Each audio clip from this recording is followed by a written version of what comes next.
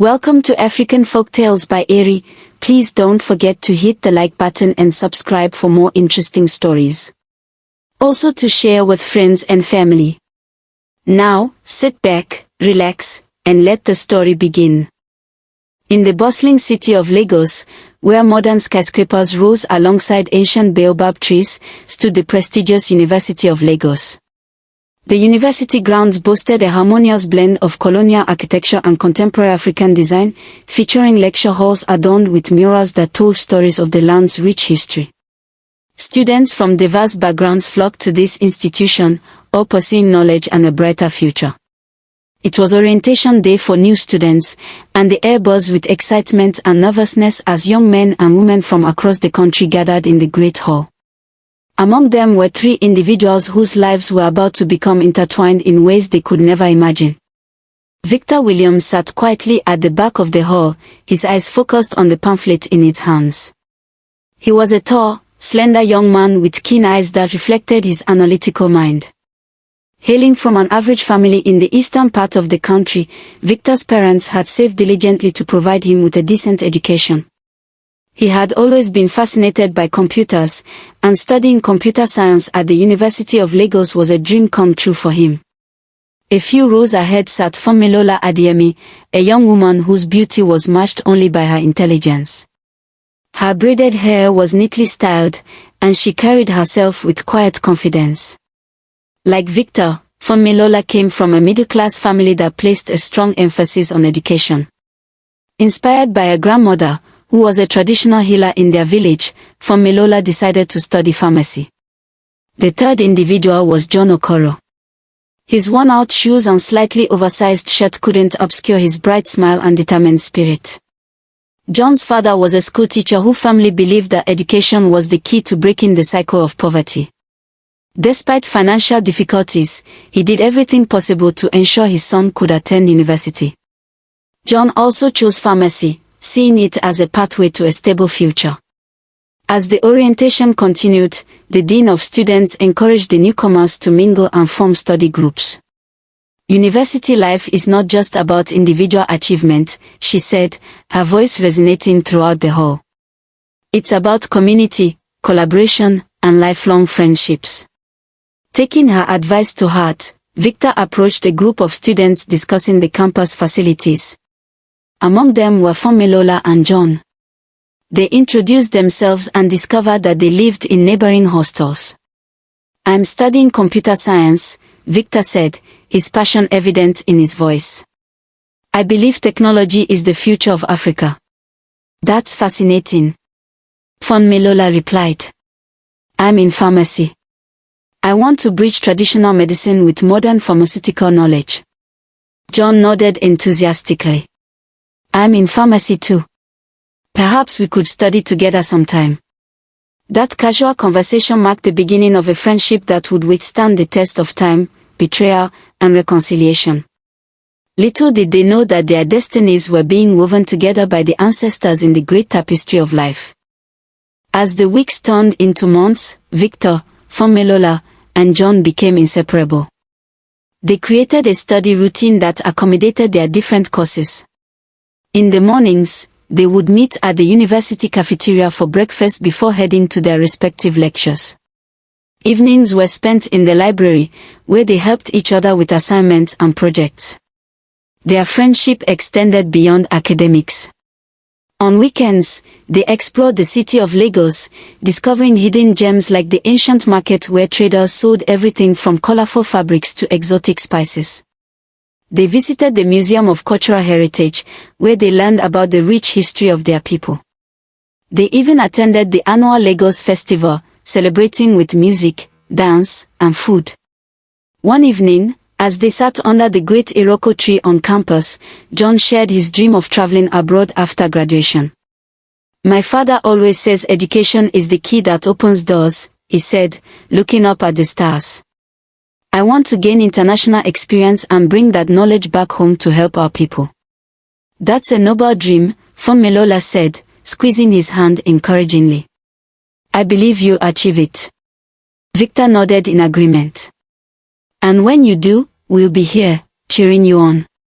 What none of them mentioned was the unspoken challenge in John's path. International opportunities often required money for application fees, visas, and living expenses. Money that John's family didn't have. As if reading his thoughts, Victor spoke up, "Whatever challenges come our way, we'll face them together." That's what friends do.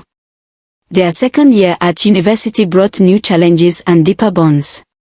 As coursework became more demanding, they leaned on each other for support.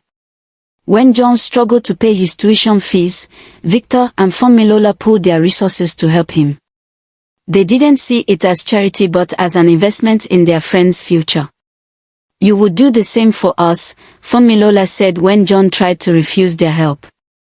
"And you can pay us back by becoming the best pharmacist this country has ever seen," Victor added with a smile. It happened gradually, like the slow blooming of a desert rose. Victor and Funmilola began to see each other in a different light. It started with lingering glances during study sessions, followed by walks alone around campus, and finally, a confession under the moonlight by the university lake. "I think I'm falling in love with you," Victor said, his heart pounding in his chest. Funmilola's smile lit up the night. "I think I've been waiting for you to say that." Their first kiss was sweet and tentative, sealing a bond that had been growing for months. When they told John about their relationship, he embraced them both with genuine happiness. "I've seen this coming for a while," he said, laughing. "The way you two look at each other could power the entire campus electrical grid." As news of their relationship spread across campus, not everyone was as supportive as John. Whispers followed them through the corridors. "She could have chosen John," some said. "He's more handsome." "She picked Victor because he has more money," others speculated, unaware of the financial struggles both families faced.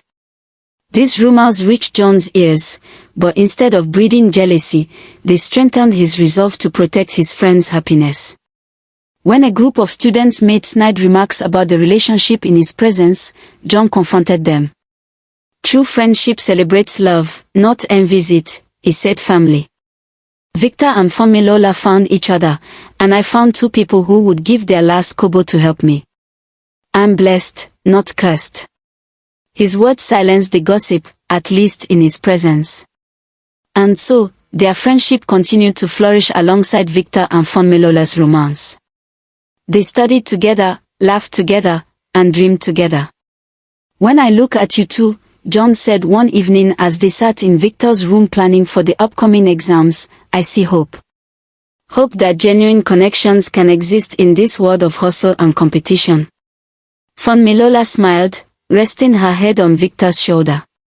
"And when we look at you, we see determination. You're going to change the world, John Okoro." "Not alone," John replied. "We'll change it together." Their third year marked a new phase in their university journey, industrial training, IT. During this period, students worked at various organizations to gain practical experience in their field of study. Fortune smiled on Victor, who secured a placement at the Nigerian branch of Microsoft, a prestigious opportunity that came with a generous stipend. In contrast, John and Funmilola weren't as fortunate. They both received placements at a small pharmaceutical company on the outskirts of the city, which barely paid enough to cover their transportation costs. Despite their different placements, the three friends made time to meet regularly. Victor would share exciting stories about the projects he was involved in, while John and Funmilola discussed the fundamental pharmaceutical processes they were learning. "You should see the systems they have there," Victor would say, his eyes shining with excitement. "The future is digital, and I want to be part of that revolution." "And patients will always need medicines," Funmilola would respond. "Our fields complement each other." During one of their meetings, Victor and Funmilola noticed that John seemed distracted. When they asked what was bothering him, he hesitated before confessing, "I had a girlfriend before university.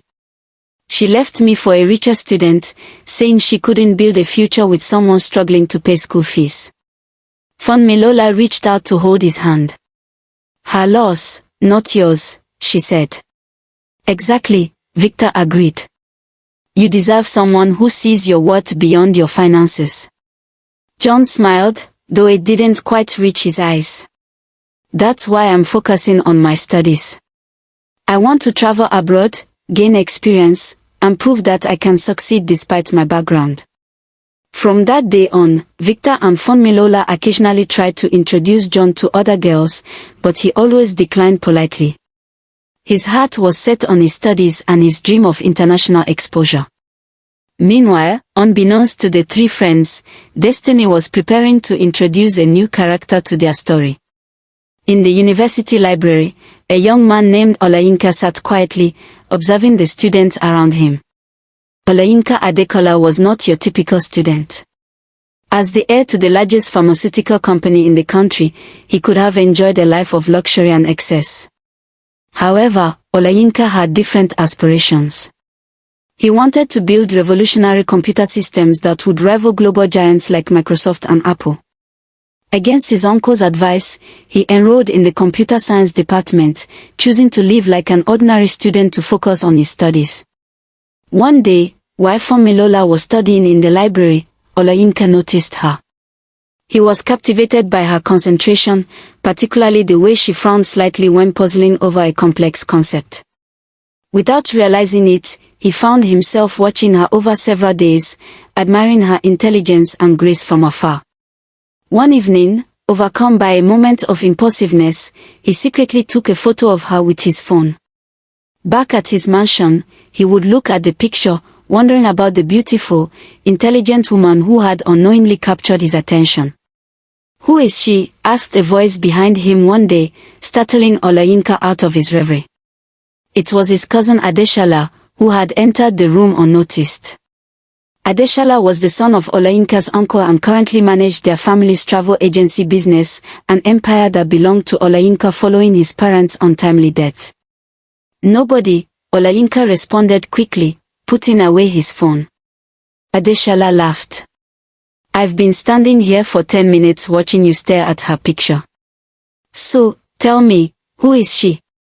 Olayinka sighed. "A girl from my university. I see her at the library sometimes." "And her name?"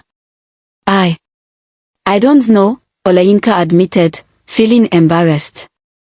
Adeshala raised an eyebrow. "You have her picture but don't know her name. That's unusual, even for you." "I've never spoken to her," Olayinka confessed. "I just admire her from afar." This revelation surprised Adeshala. His cousin had never shown interest in anyone before, always focusing on his studies and technological innovations. Perhaps this unknown girl could bring some balance to Olayinka's life. "Show me the picture again," Adeshala requested. Olayinka reluctantly complied, and Adeshala studied the image thoughtfully. "Don't worry, brother," he said finally. "If you like her, she will definitely be yours." Little did either of them know that this simple statement would set in motion a chain of events that would test friendships, break hearts, and ultimately reveal the true nature of love and betrayal. As their final year approached, an extraordinary opportunity presented itself. The National Pharmaceutical Development Initiative announced its annual scholarship lottery. 5 outstanding pharmacy students would receive fully funded opportunities to study abroad at prestigious institutions. John, with his excellent academic record despite financial constraints, was among the winners. When Victor and Funmilola heard the news, they were ecstatic. They organized a small celebration at their favorite spot on campus, the Botanical Garden, with its lush indigenous plants and calming atmosphere. "This is it, John. Your dream is coming true," Victor said, clapping his friend on the back. Funmilola hugged him tightly. "We always knew you were destined for greatness." But amidst the celebration, they noticed something odd. John seemed subdued, almost sad. "What's wrong?" Funmilola asked. "Isn't this what you've always wanted?" John nodded slowly. "Yes, it is. I never thought this day would actually come, the day I start planning to leave both of you." Understanding dawned on Victor and Funmilola. Their trio, inseparable for nearly 4 years, would soon be broken. John would be thousands of miles away pursuing his dreams, while they remained in Nigeria. "This isn't an ending," Victor said firmly. "It's a new chapter. And no matter where you go, the three of us will always be connected." The next day, John went to submit his documentation at the headquarters of the pharmaceutical company sponsoring the scholarship. Funmilola accompanied him but waited in the luxurious reception area while he went in for his interview. What none of them knew was that this visit would change the course of their lives forever. Inside the company, Adeshala's personal assistant, a shrewd young man named Chinedu, recognized Funmilola from a picture Olayinka had shown him. Acting quickly, he approached John after his interview. "Your friend out there," Chinedu said casually, "how do you know her?" John, still elated from receiving his acceptance letter, answered without suspicion. "Funmilola. She's my best friend's girlfriend. We've been friends since our first year." "Interesting," Chinedu murmured, his wheels turning. He had been tasked by Adeshala to help Olayinka gain confidence to approach Funmilola, but now he saw an opportunity for something more. "How would you like to ensure your position in this program?" Chinedu asked, his voice lowered. "The scholarship is competitive, and sometimes final selections can change." John's face fell. "What do you mean?" "I've already been accepted." "Yes, but there's always a waiting list.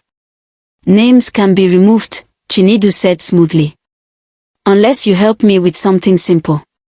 "What could you possibly want from me?" John asked. "Information about your friend, Funmilola. And perhaps some assistance with certain arrangements." John's face hardened. "I would never betray my friends.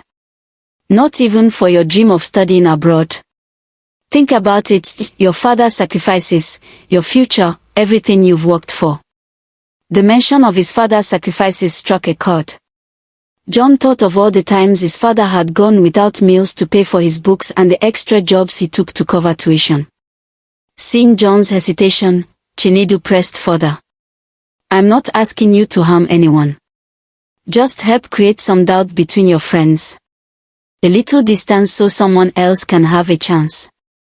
As John walked out of the office, his acceptance letter felt heavy in his hand, weighed down by the moral dilemma he now faced. "How did it go?" Funmilola asked brightly when she saw him. "Fine," John replied, forcing a smile. "Everything's fine." But it wasn't fine. In the weeks that followed, John found himself becoming an unwilling pawn in Chinedu's scheme. It started with small things, casually mentioning to Victor that he hadn't seen Funmilola at the library when she said she would be there, suggesting that maybe she was spending time with someone else. Meanwhile, Funmilola had indeed been going to the library more frequently, drawn by the peaceful environment for studying. Unbeknownst to her, Olayinka was often there too, watching her from a distance and gathering the courage to approach her. As their final examinations approached, the pressure on all students intensified. Library sessions grew longer, and social outings became fewer. During this time, Victor began to notice changes in Funmilola's behavior. She seemed more distant, often choosing to study in the library instead of spending time with him and John. One evening, during a phone call, Victor expressed his concerns. "You're always at the library these days.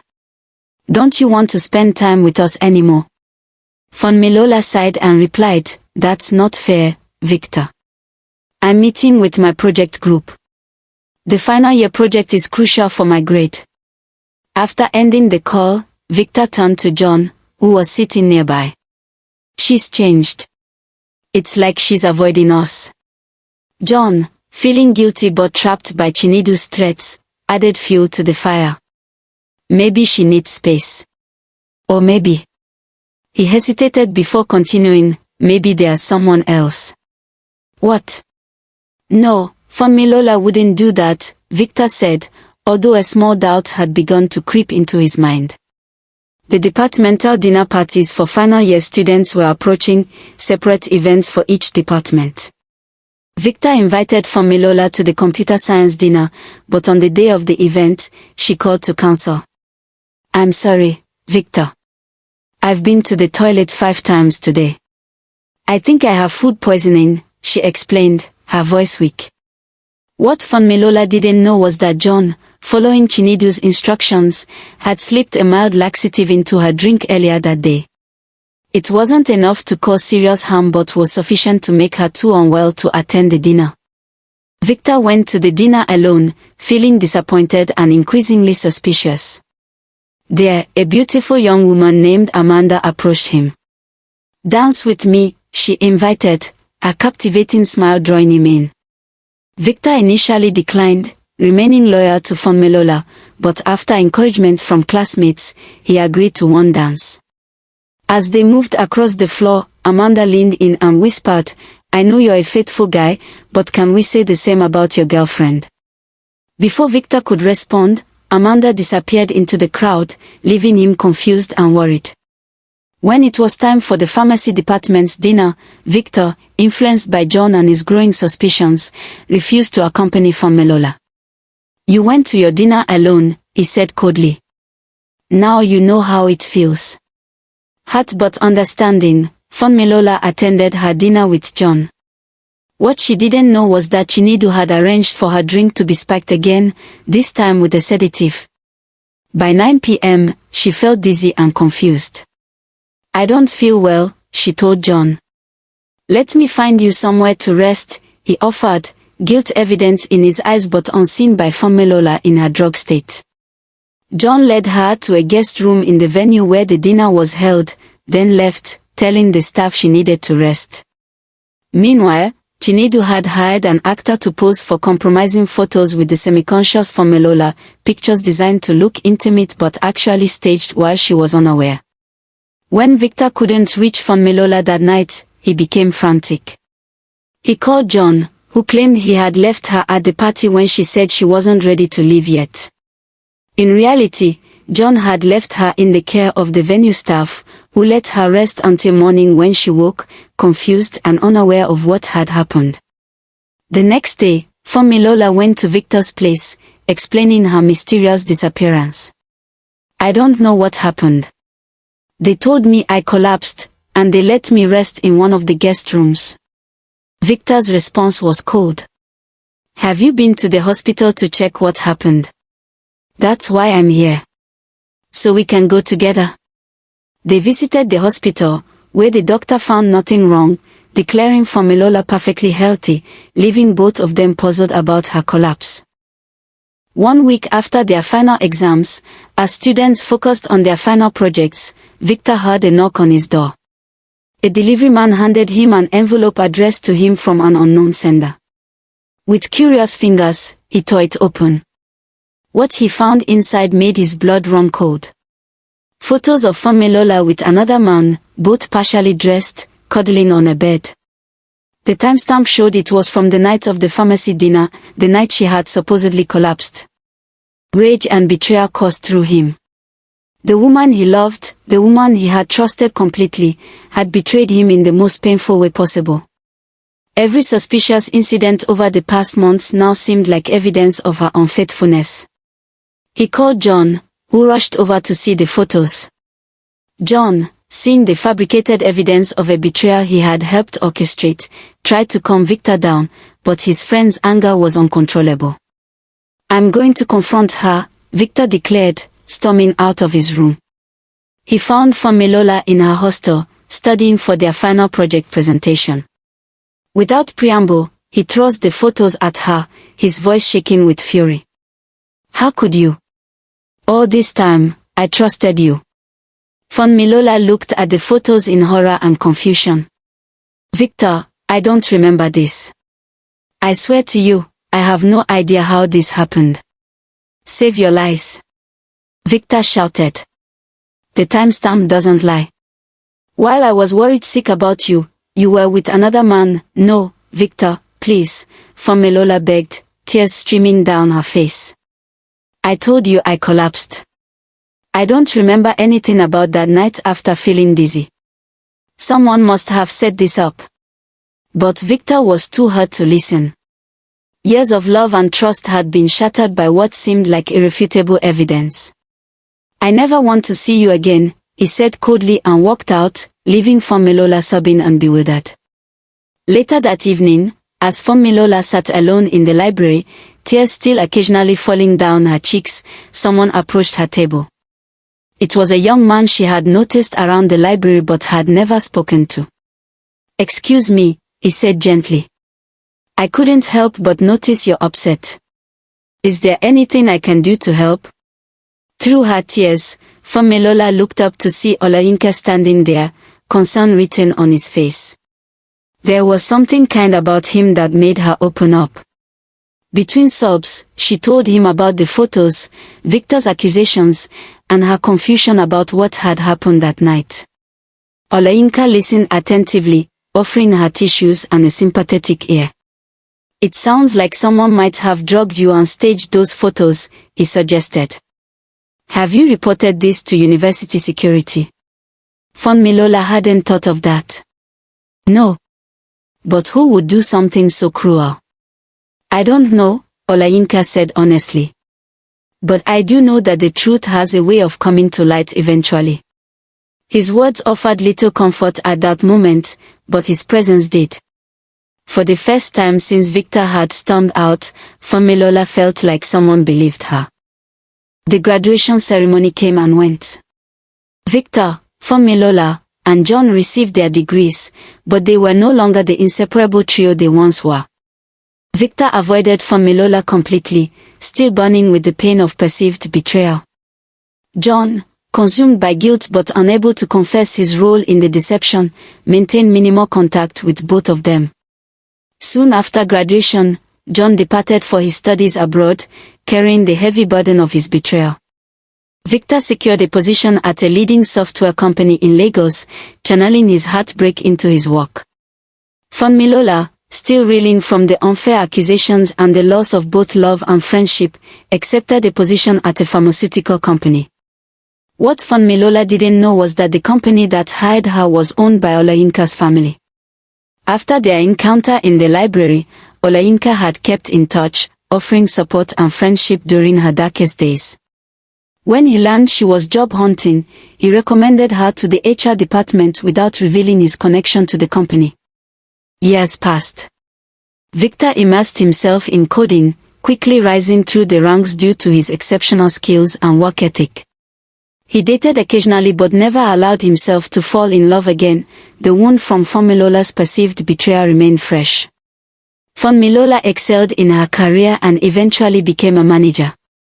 She found solace in her work and, over time, in Olayinka's unwavering support. Their friendship gradually blossomed into love, a different kind than what she had shared with Victor, one that was more mature and built on mutual respect and understanding. Meanwhile, Olayinka pursued his dream of building innovative tech solutions. He established his own company producing electronic gadgets and successfully competed with global brands. Few people knew that this brilliant entrepreneur was also the heir to a pharmaceutical empire, as he preferred to succeed on his own merits. John achieved success abroad and gained valuable experience and knowledge. However, no amount of professional achievement could erase the guilt that haunted him every night, the knowledge that he had destroyed a beautiful relationship for his own gain. 5 years after graduation, fate began to weave its complex pattern once more. Victor, now a respected software engineer, was invited to speak at a technology conference in Lagos. While delivering his presentation on innovative software solutions for African businesses, he noticed a tall, well-dressed man in the audience who was listening intently. After the talk, the man approached Victor. "That was an exceptional presentation," he said, extending his hand. "I'm Olayinka Adekola, CEO of TechInnovate." Victor recognized the name immediately. TechInnovate was a rising star in the tech industry, producing locally designed gadgets that were gaining international acclaim. "Thank you, Mr. Adekola. I admire what you're doing at TechInnovate," Victor replied, shaking his hand. "Please, call me Olayinka. I would love to discuss a potential collaboration. Are you free for dinner?" That dinner marked the beginning of a professional relationship that quickly blossomed into friendship. Victor and Olayinka discovered they shared many interests and visions for technology in Africa, and they began meeting regularly to discuss ideas and innovations. One day, Olayinka invited Victor to his office. While waiting in the reception area, a beautiful woman walked past. There was something familiar about her that Victor couldn't quite place. After she left, Victor jokingly asked Olayinka, "Is that your fiancé?" Olayinka looked surprised and then laughed. "No, just a colleague." "Why do you ask?" Victor's response was tinged with bitterness. "Just curious. I don't believe in love anymore." Intrigued by this statement, Olayinka gently pressed for more information. "That sounds like there's a story behind it." Over coffee, Victor shared the painful tale of his relationship with Funmilola and the betrayal that had shattered his heart. As he spoke, he didn't notice the growing concern on Olayinka's face. "I'm sorry you experienced that," Olayinka said when Victor finished.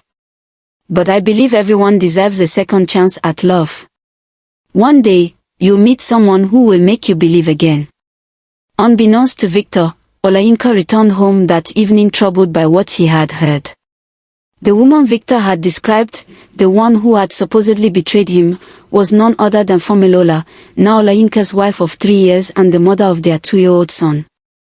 Olayinka had never known the details of Funmilola's previous relationship, only that it had ended painfully due to a misunderstanding. Now, hearing Victor's side of the story, he began to wonder about the truth behind the photos that had torn them apart. 3 months later, Olayinka and Funmilola were preparing to celebrate their 3rd wedding anniversary. Olayinka had planned a special dinner at their home and invited a few close friends, including his cousin Adeshala and Victor, whom he now considered a friend despite the uncomfortable knowledge he carried. On the day of the celebration, Adeshala arrived early with his personal assistant, Chinedu. Victor arrived shortly after, completely unaware that he was about to come face to face with his past. As they gathered in the living room, Olayinka called for Funmilola to join them and meet their guest. "Darling, come meet my new friend and collaborator." When Funmilola entered the room, time seemed to freeze. There, standing in front of her, was Victor, the man she had once loved with all her heart, the man who had refused to believe in her innocence. "You," they both exclaimed simultaneously, shock evident on their faces. Confusion spread through the room. "You know each other?" Olayinka asked, although he already had an idea of the answer. "Yes," Victor replied coldly. "This is the woman I told you about, the one who betrayed me." Funmilola felt rooted to the spot as memories of that painful day flooded back, the day Victor showed her those mysterious photos, the day he refused to listen to her explanations. The atmosphere in the room grew tense as accusations and explanations began to fly. Olayinka tried to maintain order, but the situation quickly escalated as years of hurt and misunderstanding surfaced. Suddenly, Chinedu stepped forward.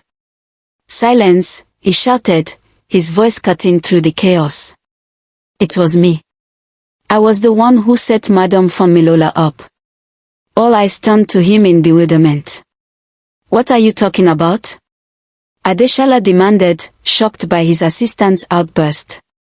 Chinedu took a deep breath and revealed the entire scheme.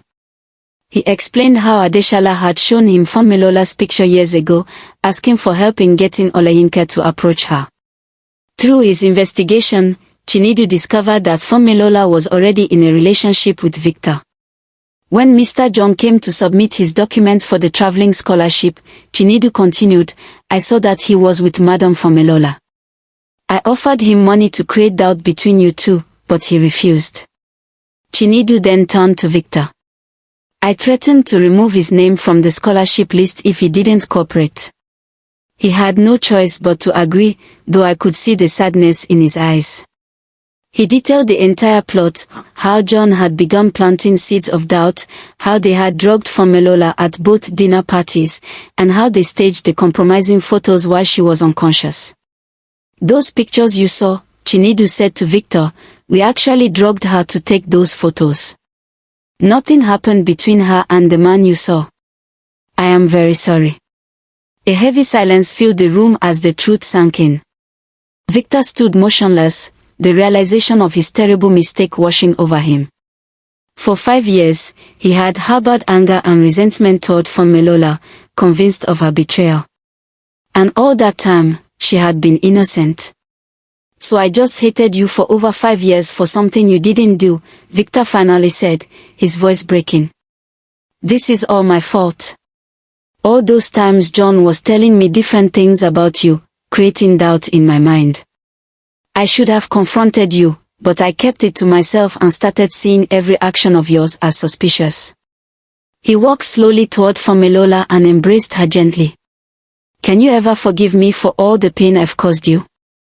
With tears streaming down her face, Funmilola returned the embrace. Years of hurt and confusion began to heal in that moment of truth. Victor then turned to Olayinka. Please take care of her for me. It's nice knowing you, but I cannot come near this family. Seeing you all will be a reminder of my wicked actions toward her. Without waiting for a response, Victor walked out the door. 2 weeks after the revelation, Olayinka visited Victor's office to check on him, concerned for his friend's well-being.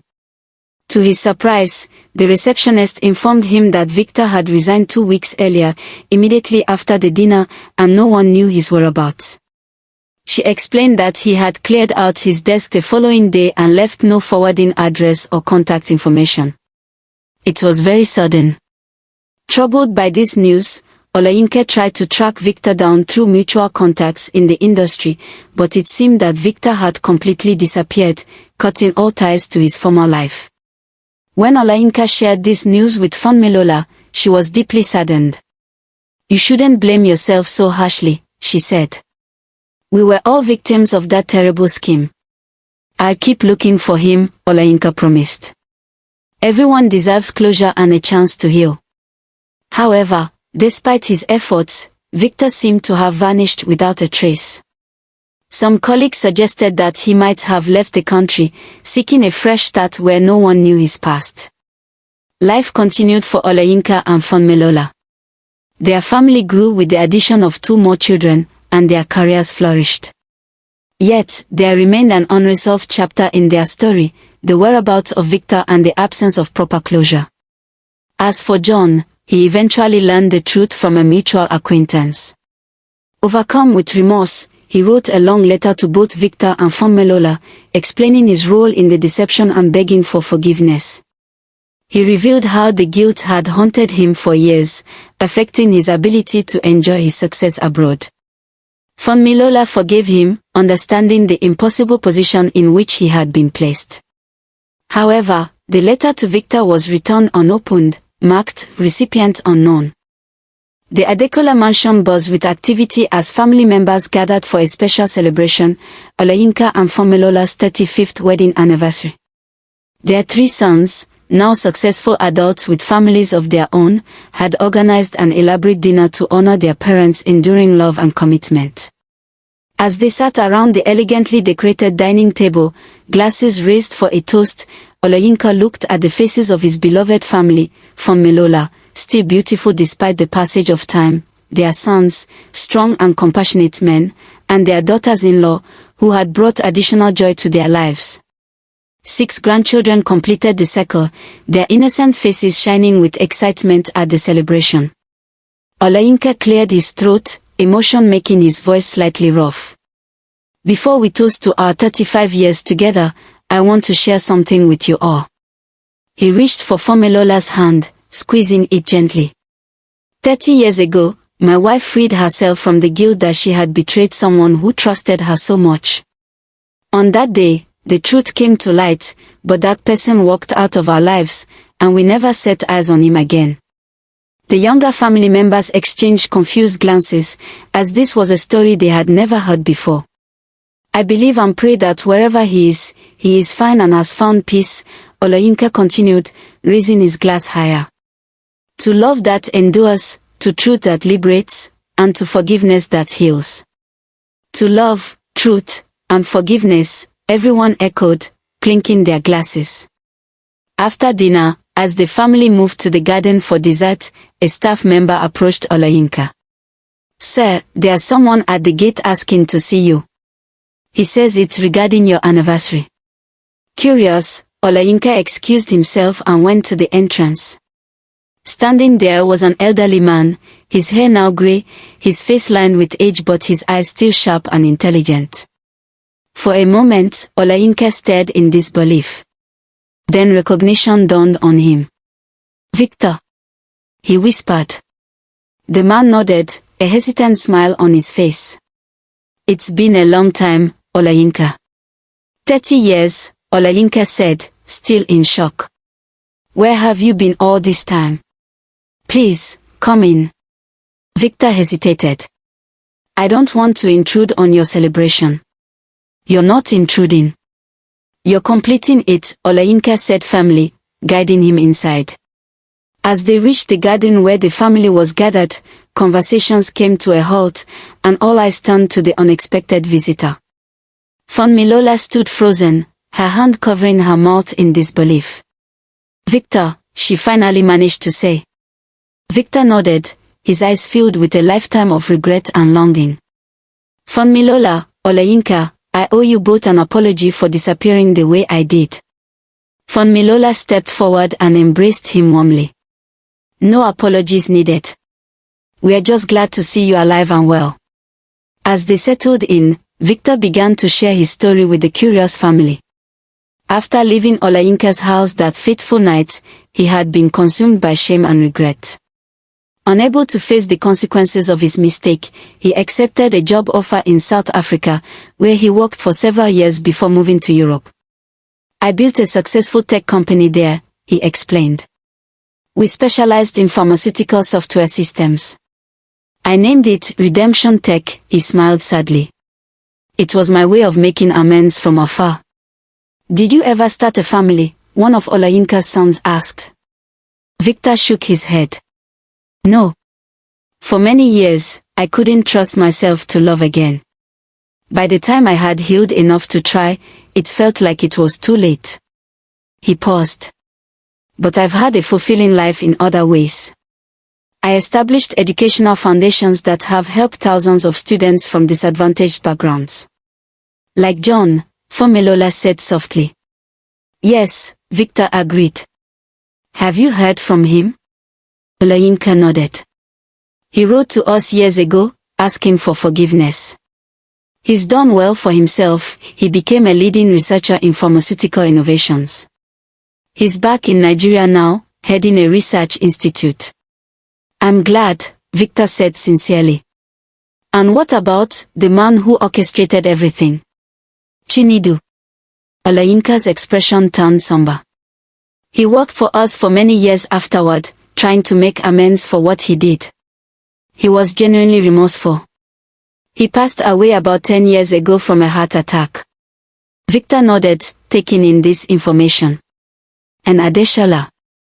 My cousin realized his role in what happened, even though he never intended such deception," Olayinka explained. "He's dedicated much of his wealth to supporting ethics in business practices." As the evening progressed, the tension melted away, replaced by the warmth of reconnection. Victor shared stories of his travels and adventures, while Olayinka and Funmilola talked about their children and grandchildren. Late into the night, when most of the family had retired, Victor, Olayinka, and Funmilola sat together under the starlit sky. "There's something I need to tell you both," Victor said. "I didn't come back just for your anniversary. I've been diagnosed with a terminal illness. The doctors give me about 6 months." Funmilola gasped, tears filling her eyes. "Oh, Victor. Don't be sad," he said gently. "I've lived a good life and accomplished things I'm proud of. But I couldn't leave this world without making peace with my past, with both of you. You'll stay with us," Olayinka said firmly. "For as long as you need." Victor looked surprised. "I couldn't impose." "It's not an imposition," Funmilola interrupted. "It's what friends do. Victor's eyes filled with tears at the echo of words spoken so many years ago when three young university students had promised to face life's challenges together. "Thank you," he whispered. In the months that followed, Victor became part of the Adekola household. Initially, the arrangement was meant to be temporary, but as his health declined, it became clear that he would remain with them until the end. During this time, the three old friends reconnected in ways they never thought possible. Victor's illness, rather than overshadowing their reunion, intensified every moment, making their time together even more precious. News of Victor's return spread, and one day, another visitor arrived at the Adekola mansion, John Okoro. The reunion of the three friends, who had begun their journey together at the University of Lagos, was emotional. Years of separation, guilt, misunderstanding, and regret dissolved in tears and embraces.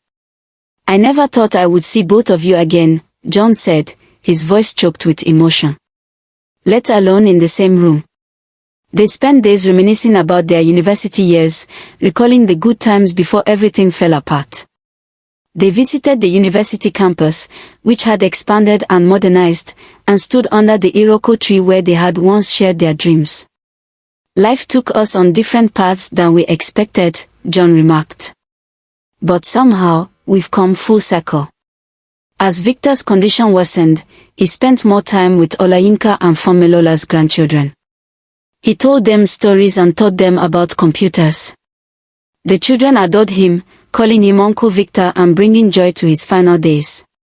One evening, as the sun was setting, Victor sat with Olayinka on the terrace, watching the golden light fade into dusk. "I've been thinking about destiny," Victor said quietly. "How certain people are meant to be in our lives, even if not in the ways we initially expected." Olayinka nodded. "Like you, me, and Funmilola." "Yes," Victor agreed. "You were always meant to be her husband and to build this beautiful family with her. I was too immature, too quick to judge." He smiled sadly. "Sometimes I wonder what would have happened if I had listened to her that day, if I had trusted her instead of those photos." "We can't change the past," Olayinka said gently. "But we can make peace with it." Victor turned to his friend. "That's what these months have given me, peace. And for that, I'll be forever grateful." In his final weeks, Victor expressed a wish to establish a foundation that would help students from disadvantaged backgrounds and promote ethical practices in business and technology. Together with Olayinka and John, he laid the groundwork for the Unity Foundation, a testament to their restored friendship and shared values. On a peaceful morning in April, with Funmilola holding one hand and Olayinka the other, Victor took his last breath. John, who had been staying nearby, arrived minutes later to say his final goodbye. The funeral was attended by hundreds, former colleagues, beneficiaries of Victor's philanthropic work, and people whose lives he had touched in various ways. Many were surprised to learn of his connection to the Adekola family, a story that had remained private for decades. At the service, Olayinka spoke of friendship, forgiveness, and the strange ways of destiny. Funmilola spoke of Victor's kindness and his journey toward peace. And John, with tears streaming down his face, spoke of redemption and second chances. "Victor taught us that it's never too late to make things right," John said, his voice steady despite his tears. "That even the deepest wounds can heal, and that true friendship transcends time and circumstance." 1 year after Victor's passing, the Unity Foundation opened its doors. Housed in a modern building on the University of Lagos campus, it stood as a testament to the enduring bond of three friends who had overcome betrayal, misunderstanding, and separation to find forgiveness and peace. The foundation had three main programs: the Victor Williams Technology Scholarship, for promising computer science students from disadvantaged backgrounds, the John Okoro International Education Grant, for pharmacy students seeking exposure abroad, and the Funmilola Adekola Ethics in Business and Science program, which promoted integrity and ethical practices in professional fields. On the day of the opening ceremony, Olayinka, Funmilola, and John stood together, cutting the ribbon to officially inaugurate the foundation. Behind them hung a large portrait of Victor, his kind eyes seeming to watch over the proceedings with approval.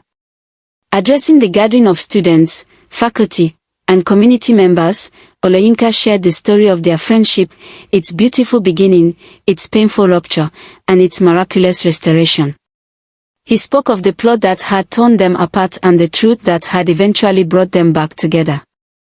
This foundation, he concluded, is not just about providing financial support or promoting ethics. It's about the power of truth to heal, the capacity of the human heart to forgive, and the beauty of friendship that endures against all odds. John then stepped forward, his once youthful face now lined with age and experience. As students embarking on your journey, remember that the choices you make today will shape your tomorrow. Choose integrity, even when it's difficult. Choose friendship, even when it's tested. And choose truth, even when it's painful. Funmilola was the last to speak.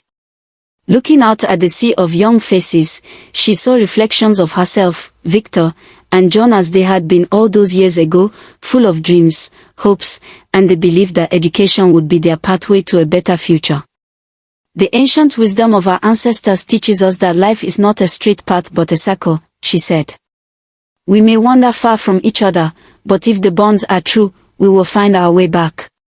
Victor, John, and I wandered for 30 years before our circle was complete again. It was too short a reunion, but it was enough to heal old wounds and create this legacy that will live on. After the ceremony, as the three old friends stood together looking at Victor's portrait, a young student approached them hesitantly. "Excuse me," she said. "I just wanted to thank you for establishing this foundation. I'm from a small village, and my family couldn't afford to send me to university without the scholarship." Olayinka smiled warmly. "What's your name, young lady?" "Victoria," she replied. "Victoria Williams. No relation to the man in the portrait, as far as I know. Just a coincidence." Funmilola, John, and Olayinka exchanged glances, a current of wonder passing between them. "There are no coincidences, Victoria," Funmilola said softly. "Only destiny fulfilling itself in ways we cannot predict." As Victoria walked away, John chuckled. "Victor would have loved that." "He does," Olayinka replied, looking at the portrait. "I believe he does." The sun was setting over the university campus, casting long shadows and bathing everything in golden light. In the distance, students walked in groups, laughing and talking, forming bonds that would shape their lives in ways they couldn't yet imagine. Life would continue its cycle. New friendships would form, some would be tested, others would break, and a few would endure against all odds. But the story of Victor, Funmilola, and John, a tale of friendship, betrayal, and redemption, would live on through the Unity Foundation, inspiring generations to come.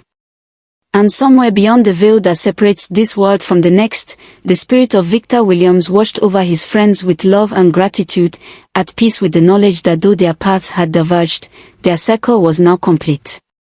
Dear viewers, thank you for watching Bonds of Destiny, an African University tale. What do you think about this story of friendship, betrayal, and redemption? Have you ever experienced a friendship that survived despite misunderstandings or challenges? Or perhaps you've reconnected with someone after years apart. Share your thoughts and experiences in the comments below. If this story touched your heart, please subscribe to our channel for more African folktales and stories that celebrate our rich heritage and universal human experiences. Don't forget to tap the notification bell so you'll be the first to know when we upload new content. Remember, as our story teaches us, it's never too late to seek the truth, offer forgiveness, or heal old wounds.